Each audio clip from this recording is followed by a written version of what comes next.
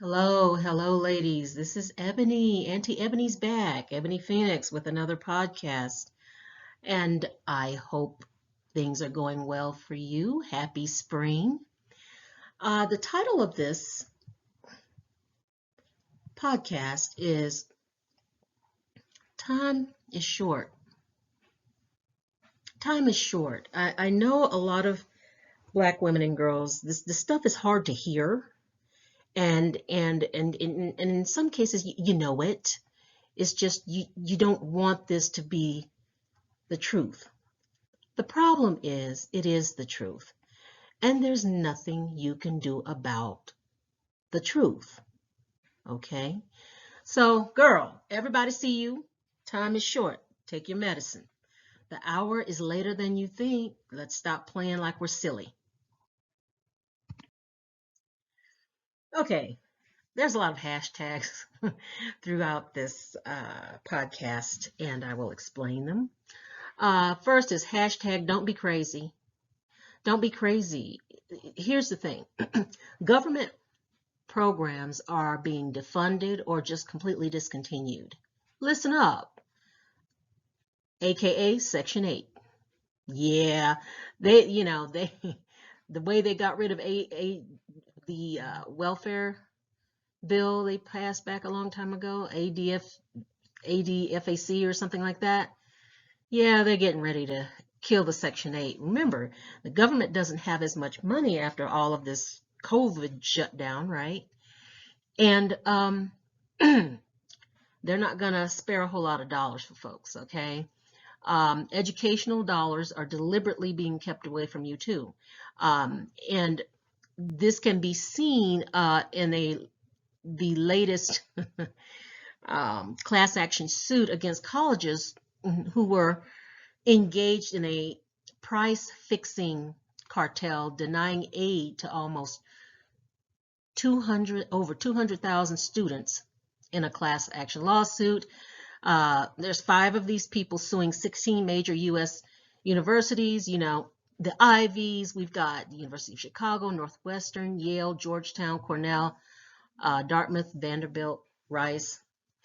And this is going on. So basically, they're denying aid to the most neediest of students. Who are the most neediest of students?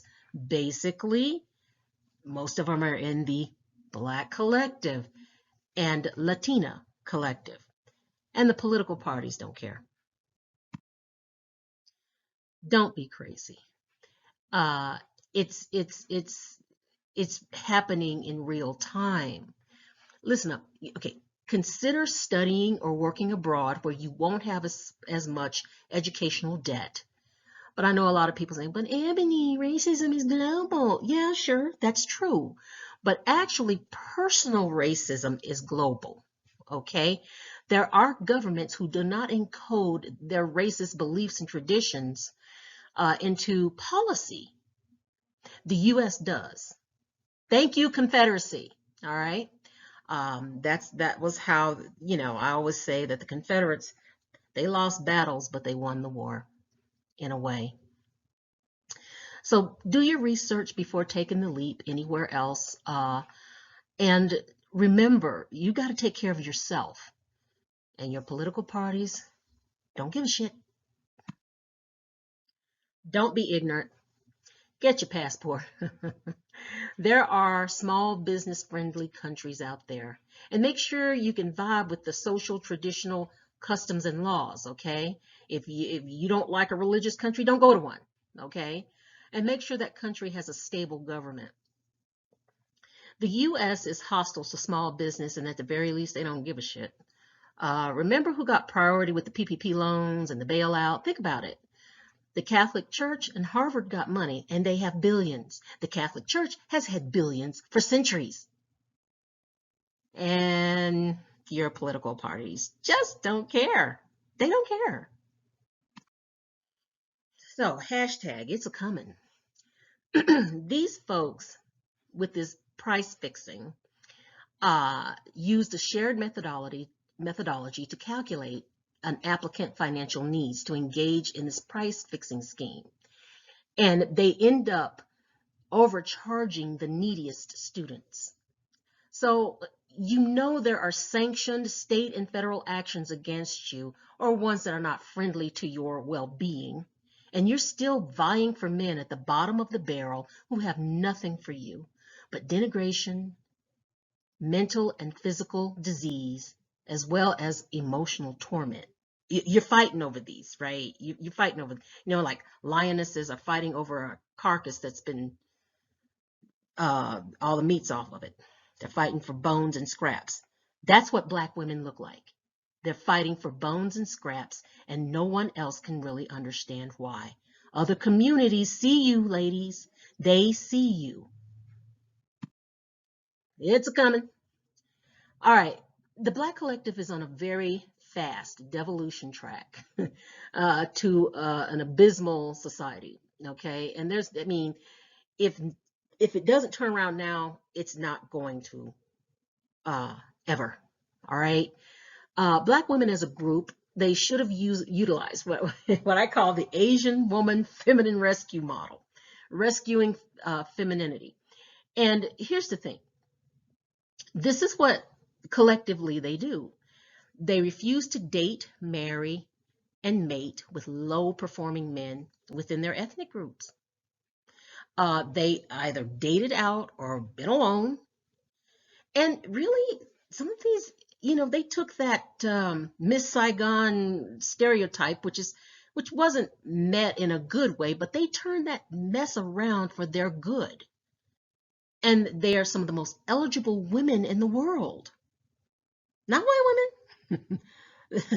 Asian women are some of the most eligible women in the world because they valued their own femininity and their community values their femininity, which is the exact opposite of us. But this is just the truth.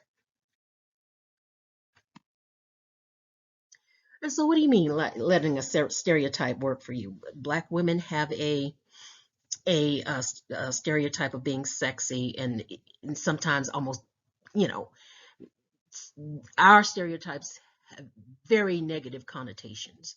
No, but we could have taken that and turned it on its head. Madam Butterfly, Miss Saigon, all that stuff, they just basically changed it around for their good. It's coming. The Black collective is on a fast devolution to a societal hell from which there is no return, honey. Now, in Judaism, Jewish women don't have to contend with this as much. The feminine rescue model is built within the religion and culture and traditions. So basically, many Jewish men, even though that is true, they marry and mate with non-Jewish women who convert usually, unless they are secular Jews. And many of those women are Asian, okay? Many of the highly successful men go for Asian culture, the mystique, and the look. Hey, I'm not knocking it. I mean, we have a mystique and a look also, but it's been trashed. Let me tell you why it is kind of hard for Black women to turn that around in terms of a collective. Okay, it's almost too late because, with the advent of media, individual Black women can do this. They can be mysterious.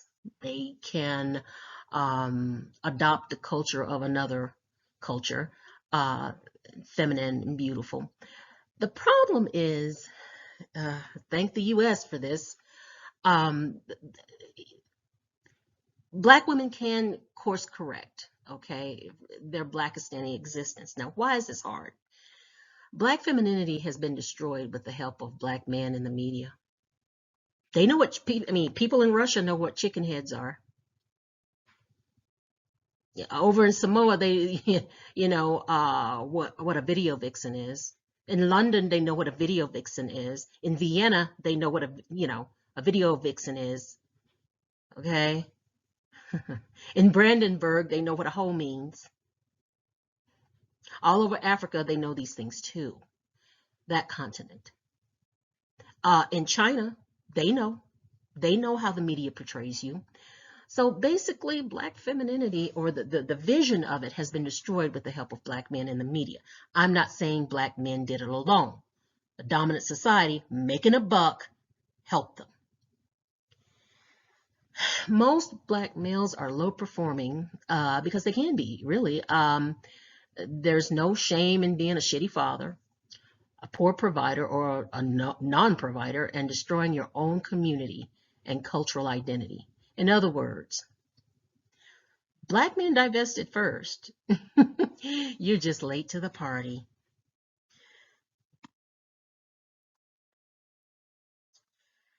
Now, it took Black women just too long to realize that most Black men are not into building stuff. They use other people's shit, okay? Resources, money, knowledge, governmental structures. They're women.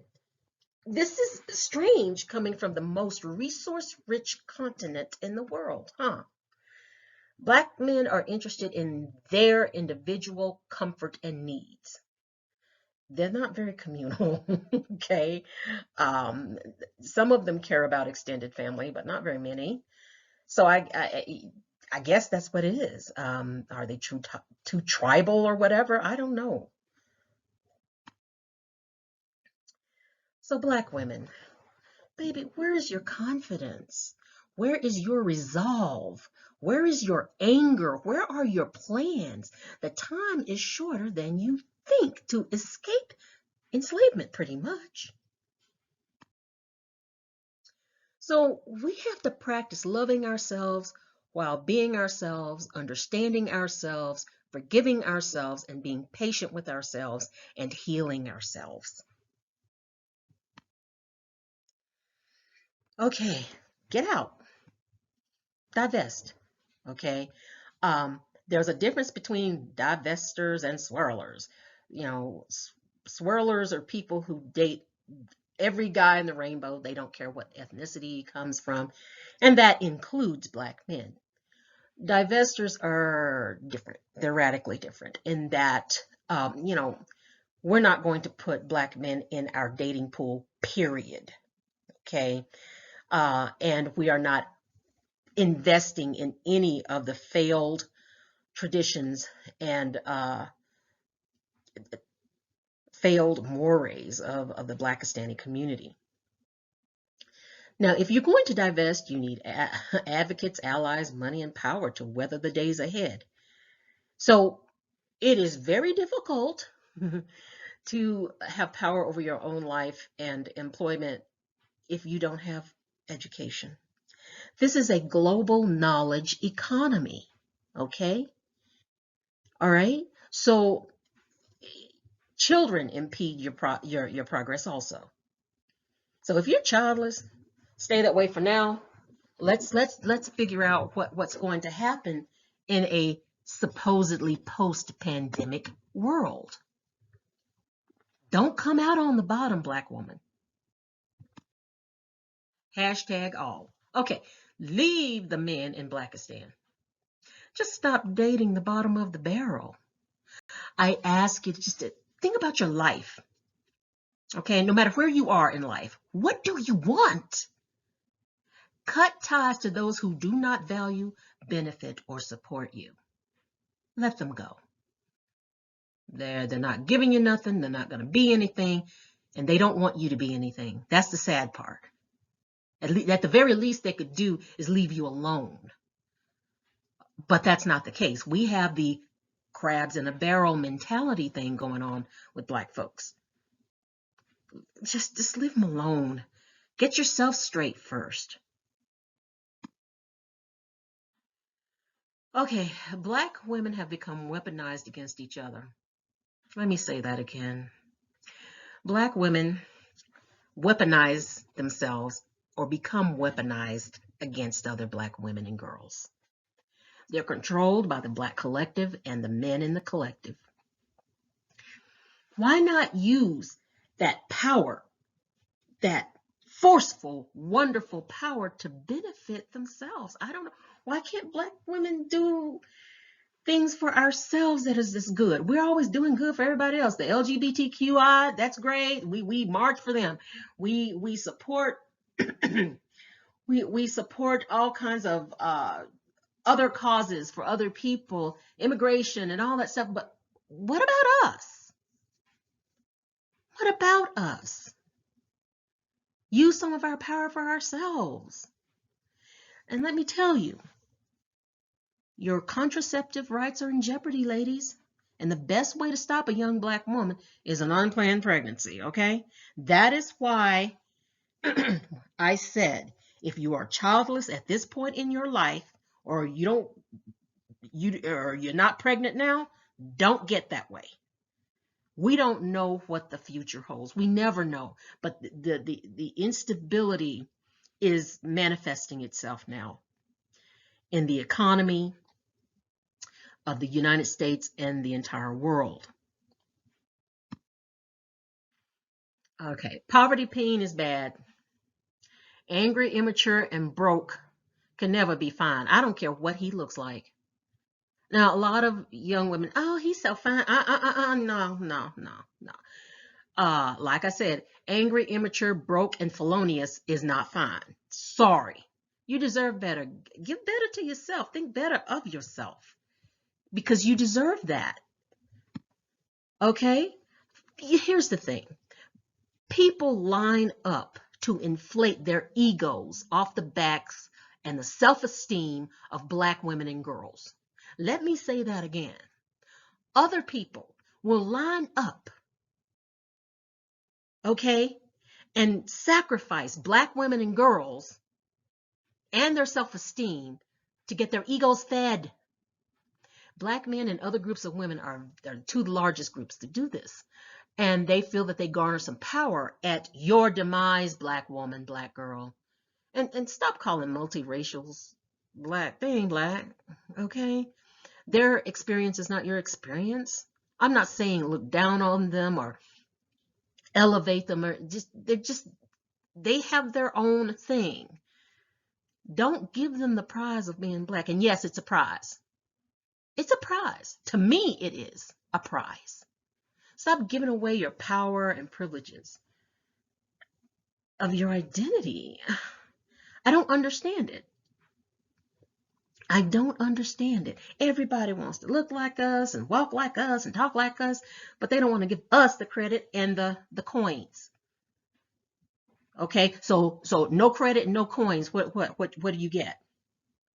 Gatekeep better than we used to. Stop calling everybody black. Okay, because when it comes to it, every group is out for itself except the black community. Black men are out for themselves. I think black women should be out for themselves too. Be in the know. Now, pay attention, okay? Go to BBC, not so much BBC America, but go to these other news outlets where you can hear some objective news, where people just report the news and not give their freaking opinion. Okay, think about this. Anti-abortion bills are being passed at a fast speed in states where family planning education is desperately needed. Look at this, okay?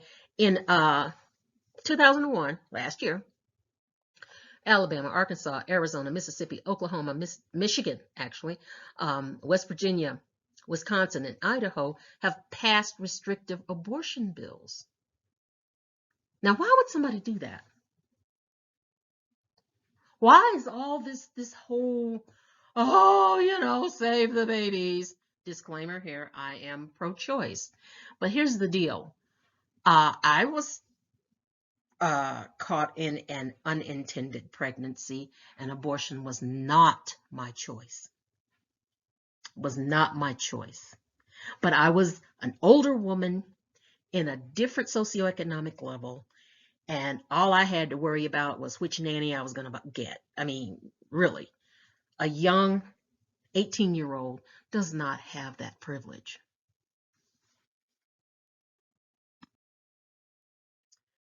Okay, why would they want to do it? Yeah, well, they need some prison labor from you, black girls, black woman. They want to put your kids in prison because they're gonna grow up more than likely poor, and sometimes even middle class kids get thrown in prison for something stupid. And white girls, they want them to make more babies to keep the numerical dominance and be taxpayers, pretty much. So this whole thing about falling out, I mean, you believe what you want, but people falling out, save the babies, but they don't give a shit about the baby when the baby's out. When you push the baby out, they don't care about you or that baby. And another thing, a lot of people who are anti-choice are anti-contraception. Okay, and I cannot abide by that. A woman cannot decide her destiny, okay, if she's spitting out kids. Even Pope Francis say you don't have to breed like rabbits. Dang. Many private prisons these days, they're cheap labor. Labor for industry. You know, we had the Great Resignation, you know. Maybe they can take over, huh? And the law-abiding, all us law-abiding people can just starve and be homeless. Nobody cares. Can't lock you up. They don't care. Understand that time is later than you think. You don't have time for bullshit. You don't have time for dusty politics, messed up religion and stupidity. You don't have time for this. Nationwide, from 1991 to 2020, the teen birth rate declined 75%. But in 2019, the states that have the highest teen birth rate are the ones who are pushing for these restrictive abortion bills. And it's a slippery slope, because if they said, well, you know, you can't have an abortion. Okay. Then give out contraception for free. Oh, we can't do that. There are pharmacists who decide whether they will dispense Plan B, which is without a prescription. They don't want to sell Plan B to women. They're saying, oh, it causes an abortion, you know. Come on, some person behind a counter wants to determine what you do with your reproductive life. And in some states, they have that privilege.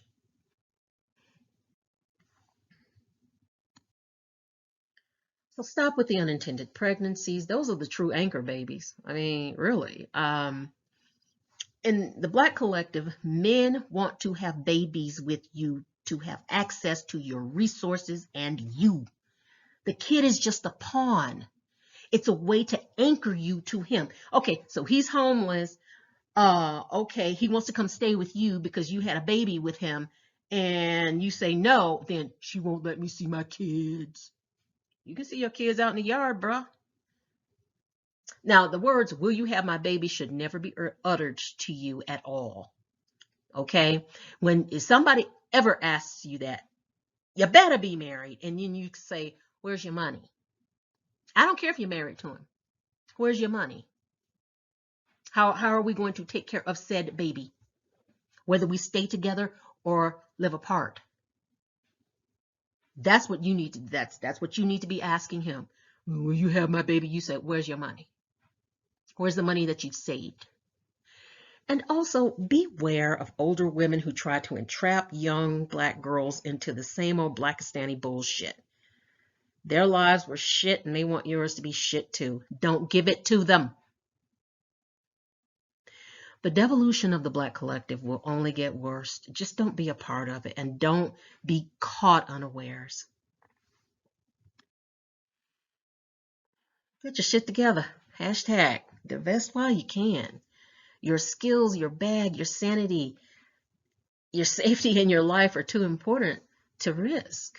Now, see, me, I won't even deal with a rich asshole, much less a broke one. And we got people running around putting doo-doo on people's heads because, you know, you won't talk to me. You know, I'm sorry. Ladies, find a protection guide for yourselves. I will put one up for you. But find your protection. Save your coins, save your bag, because this is a bumpy ride. This post-pandemic era we're supposedly going into, and I don't think we'll ever be post-pandemic, because basically COVID-19 will be endemic after a while, meaning that the flu was endemic. I mean, it happens, okay? But some of those variants can be quite deadly.